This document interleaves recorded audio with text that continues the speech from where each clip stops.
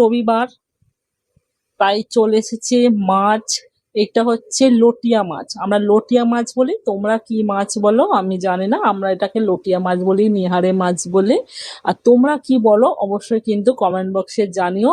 মাছ বাজার থেকে চলে এসেছে, আর আছে রুই মাছ, রুই মাছই বলে হয়তো এইটাকে। আর দেখো সাইজটাও বেশ বড় সাইজের আছে, আর মোটা মোটা করে পিস করে কাটা হয়েছে। এই মাছগুলো সব ভালো করে ধুয়ে পরিষ্কার করে রাখা হবে। আজকে আর রান্না করা হবে না, কারণ বাজার এসেছে তখন 12টা বাজে। তাহলে রান্নাটা কখন হবে, কখনই বা খাওয়া হবে বলো তো বন্ধুরা? তাই আইসক্রিম খাবে বলে কান্না ধরেছে। আইসক্রিমটা এখন কোথায় পাবো বলো তো, আর আনতে ভুলেও গেছে আমার বাবা, আর এখন কান্না ধরেছে। তাই ওর জন্য টক দই আনতে যাওয়া হয়েছে। আর এখন রান্না আমাদের দুপুরের হয়ে গেছে, মাংস কষা ঝাল ঝাল করে সুন্দরভাবে বানানো হয়েছে। আর আছে নোটে শাকের তরকারি, মাছের মুড়োটা দিয়ে আনা হয়েছিল, ওই মুড়োটা দিয়ে সুন্দর করে একটা শাকের তরকারি করা হয়েছে, মানে ঘন্টও বলতে পারো তোমরা। আর তরকারিটা কিন্তু খুবই সুন্দর খেতে হয়েছে, কুমড়ো দিয়ে, কুমড়োটাও বেশ ভালো ছিল, পাকা কুমড়ো দিয়ে।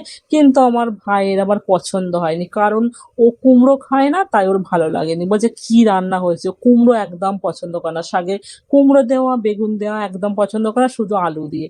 শুধু আলু দিয়ে শাকের তরকারি ভালো লাগে বলো তো? আমার তো একদম ভালো লাগে না, একটু কুমড়ো একটু বেগুন এইসব যে দেবো, দিয়ে ঘন্ট মতো করবো তবেই তো ভালো লাগে। যাই হোক, ও খেলো না, ওর ভালো লাগেনি। এখন আমি অনেকটা শাকের তরকারি নিয়ে আস্তে আস্তে ভালো করে ভাত মাখিয়ে পেট ভরে শাকের তরকারিতে ভাত খেয়ে নিলাম। শাকের তরকারিটা বেশ খুবই সুন্দর খেতে হয়েছিল, কেন ওর ভালো লাগলো না আমি জানি না, ওই কুমড়ো দেওয়ার জন্য। বাড়ির সবারই পছন্দ হয়েছিল, আজকে আমিই রান্না করেছিলাম। আর আমি এসেছি বাপের বাড়ি, আর মা ভাত বেড়ে দিয়েছে, আমি ভাতের থালা সুন্দর করে সাজিয়ে দিয়েছি, আমি খেতে বসে গেছি। শাক দিয়ে দেখো পুরো ভাতটা আমার খাওয়া হয়ে গেল। আর একটু লেবু নিয়েছি, লেবুটাও কিন্তু গাছের, খুবই সুন্দর লেবু, না টাটকা একদম রসে ভর্তি। ভালো করে মাখিয়ে শাকের তরকারিতে ভাতটা খেয়ে নিলাম। শাক খেতে আমার কিন্তু বেশ ভালোই লাগে, শাক কিন্তু শরীরের পক্ষেও খুব ভালো খাওয়া। আর দেখো এবার নেব চিকেন কষা, লাল লাল ঝাল ঝাল চিকেন কষা। চিকেন কষাটাও কিন্তু দুর্দান্ত খেতে হয়েছে। রবিবার দিনকে মাংস না হলে ঠিক ভালো লাগে না, আর মাংস খেতেও খুব একটা ভালো লাগে না।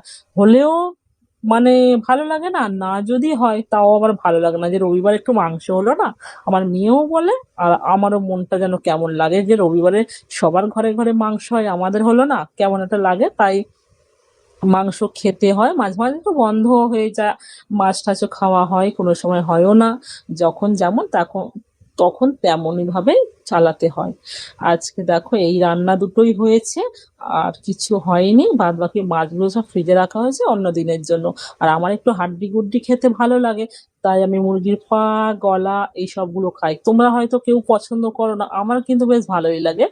আমি জানি না কিন্তু আমার খুব ভালো লাগে খেতে। হয়তো তোমরা অনেকে মানে মুখ ছিটকাবে, কিন্তু কিছু করার নেই, আমার ভালো লাগে, আমি খাচ্ছি। আর এখন একটু পাতিলেবুর রস নিয়ে নিলাম, ভাতটা মাখিয়ে খেয়ে নিলাম। তোমরা কি খেলে অবশ্যই কিন্তু কমেন্ট বক্সে জানিও। আজকে দুপুরে আমাদের এই রান্নাগুলোই হয়েছে। আর শেষ পাতে একটু টক দই খেয়েছিলাম। টক দই নিয়ে যা ঝামেলা আর কি বলবো। আমার মেয়ে 500 দই সব খাবে, নিজে প্যাকেট ধরে বসে আছে, আমাদের কাউকে দেবে না।